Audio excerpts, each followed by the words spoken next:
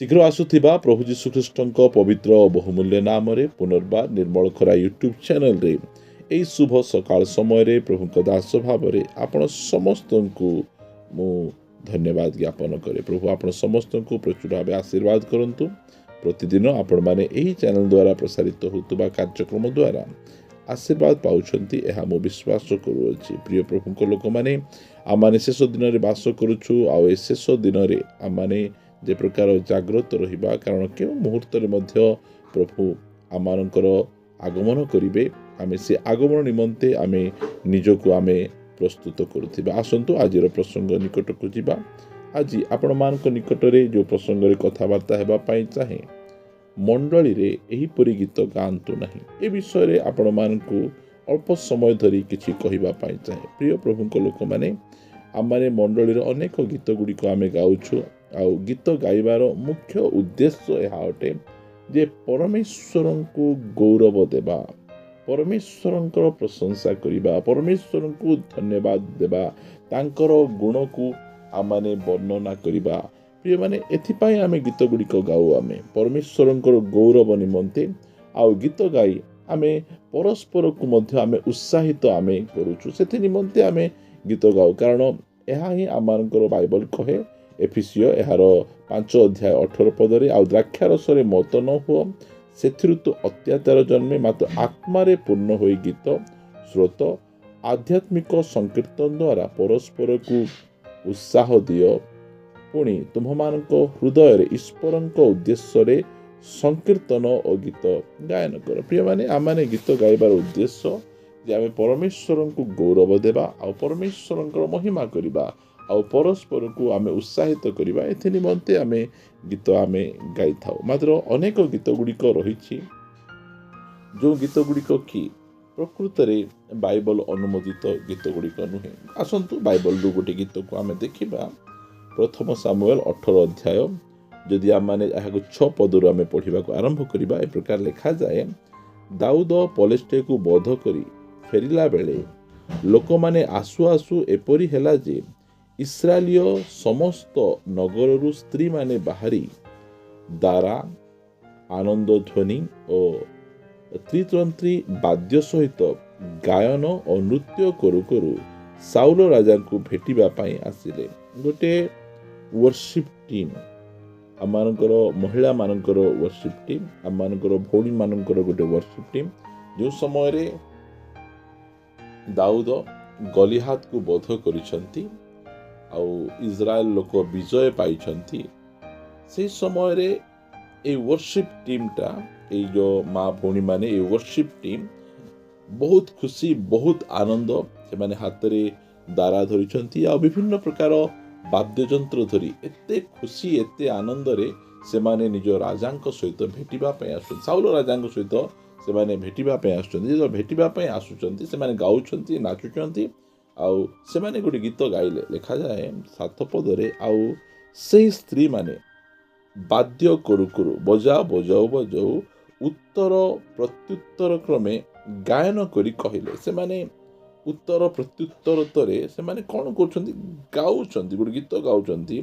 गीत ए प्रकार अटे साउल बोध कले सहस्र सहस्र दाऊद बोध कले अयुत होइत एमाने गोटे गीत गाउछ इज्राएल रो स्त्री माने सत्य परमेश्वर को जानिथिबा माँ भौणी माने से माने बहुत खुशी बहुत आनंदित होई से माने गोटे गीत गाउछंती कोन साउल बोध कले सहस्र सहस्र शहे शहे मात्र दाऊद बोध कले अयुत अयुत 10,000 10,000 ए गीत रे आमे देखुछु साउलंक नाम रही दाऊदंक नाम रही मात्र एही गीत रे परमेश्वरंकर कोनोसी नाम नहीं परमेश्वर सहित किछि लेना देना नहीं जय प्रदान करबा व्यक्ति परमेश्वर दाऊद कौनसी प्रकार भाव रे गलिहात को मारी परिबे नहीं गलिहात बहुत बड़ दाऊद बहुत छोट से बहुत अनुभूति प्राप्त गोटे योद्धा आउ आंक पाखरे किछि अनुभूति नहीं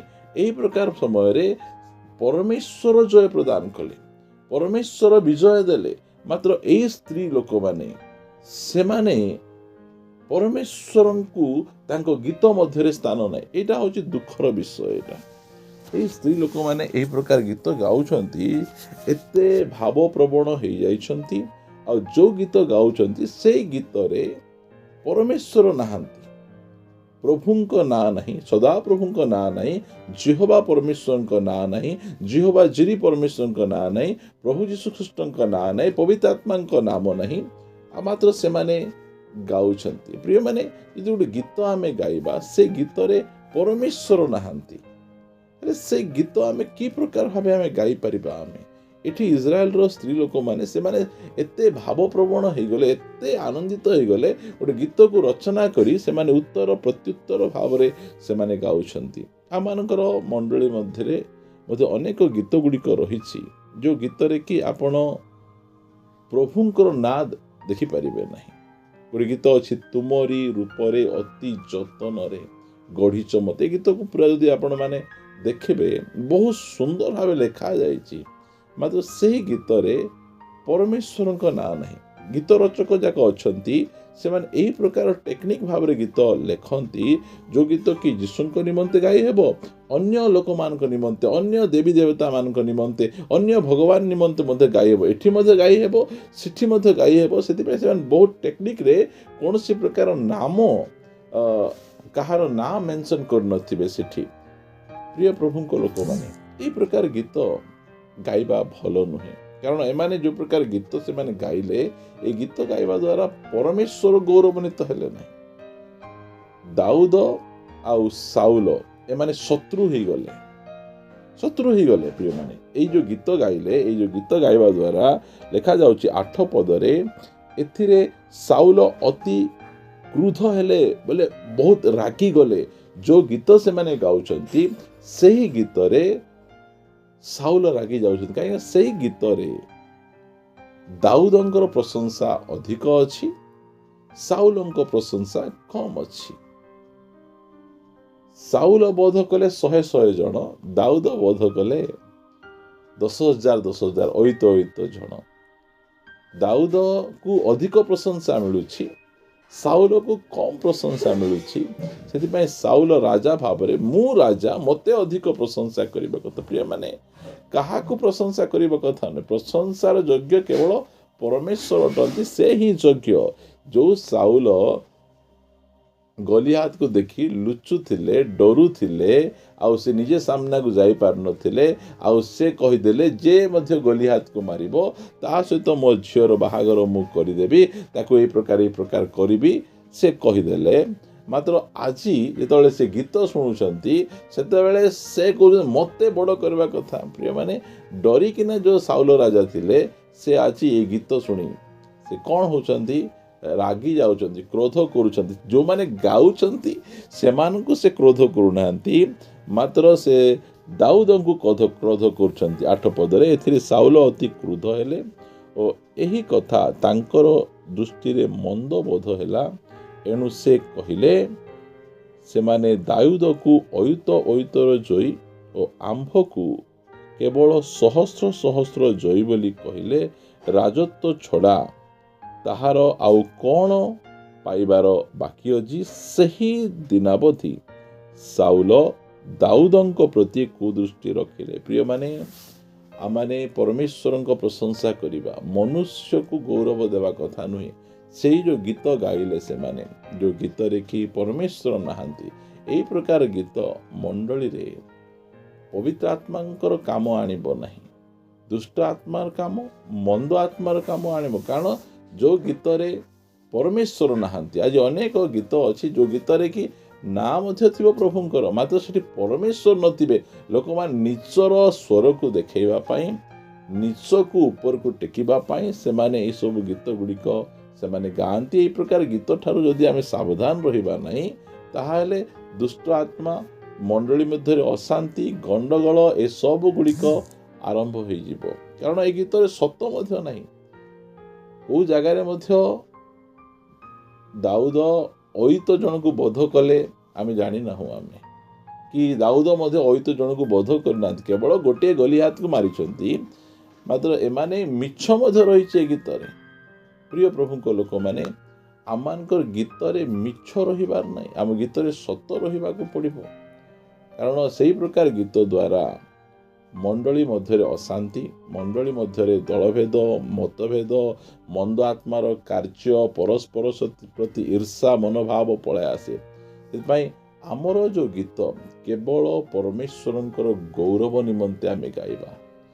ଆମର ଗୀତରେ ସତ୍ୟତା ରହିବାର ଅଛି। ମନୁଷ୍ୟର ପ୍ରଶଂସା ଆମର ଗୀତରେ ନଥିବାର ଅଛି। ମୁଁ ଏହି ପ୍ରକାର ଗାଇବି, କିଏ ମୋତେ ପ୍ରଶଂସା କରିବ। ଯେଉଁମାନେ ଏହି ପ୍ରକାର ମନୋଭାବ ଧରି ଗୀତ ଗାଉଛନ୍ତି ସେମାନେ ମନ୍ଦ ଆତ୍ମା ଦ୍ୱାରା ଗ୍ରସିତ ହୋଇଥାନ୍ତି। ପ୍ରିୟମାନେ, ତା ପଛେ ଆମେ ଦେଖୁଛୁ ଯଦି 10 ପଦରେ ପରଦିନ ପରମେଶ୍ୱରଙ୍କ ଠାରୁ ମନ୍ଦ ଆତ୍ମା ସାଉଲକୁ ଆକ୍ରାନ୍ତ କରନ୍ତେ।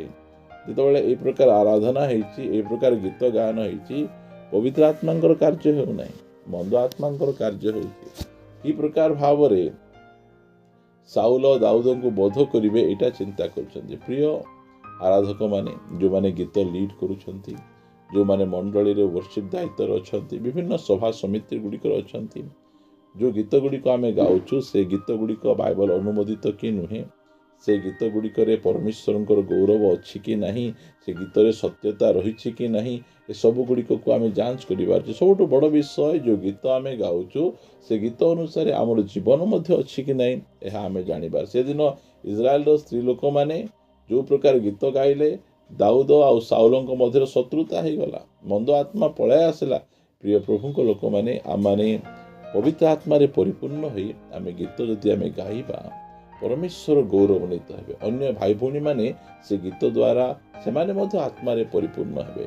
ସେଥିପାଇଁ ଆମମାନେ ଏହି ପ୍ରକାର ଗୀତ, ଯେଉଁ ଗୀତ ଗୁଡ଼ିକ ଇସ୍ରାଏଲର ସ୍ତ୍ରୀ ଲୋକମାନେ ଗାଇଲେ, ଏହି ପ୍ରକାର ଗୀତ ଠାରୁ ଆମେ ନିଜକୁ ଦୂରକୁ ରଖିଲେ ଭଲ ହେବ। ଆସନ୍ତୁ ପଦେ ପ୍ରାର୍ଥନା କରିବା।